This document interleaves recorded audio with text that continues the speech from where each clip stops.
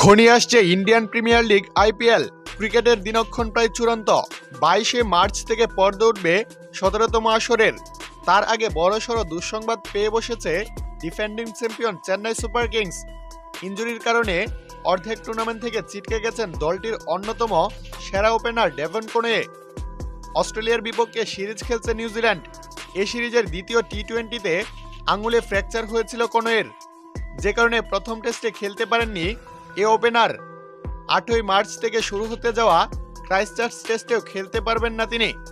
পরীক্ষা নিরীক্ষার পর জানা গেছে ফ্র্যাকচার হওয়া আঙুলে অস্ত্রোপচার করাতে হবে কনওয়ের, যার কারণে প্রায় 8 সপ্তাহ মাঠের বাহিরে থাকতে হবে তাকে। আর তাই এবার আইপিএল মিস করবেন চেন্নাইয়ের এ ওপেনার। বিষয়টি বড়সড় দুঃসংবাদই মহেন্দ্র সিং ধোনির দলের জন্যে। দর্শক, এইদিকে গুঞ্জন শোনা যাচ্ছে ডেভন কনওয়ের বদলি হিসেবে আরেকজন ওপেনারের খুঁজে চেন্নাই সুপার কিংস, যেখানে বিপিএলে দুর্দান্ত পারফরমেন্স করা বাংলাদেশের সেরা ওপেনার তামিম ইকবালের দিকে নজর রাখছে ফ্রাঞ্চাইজিটি।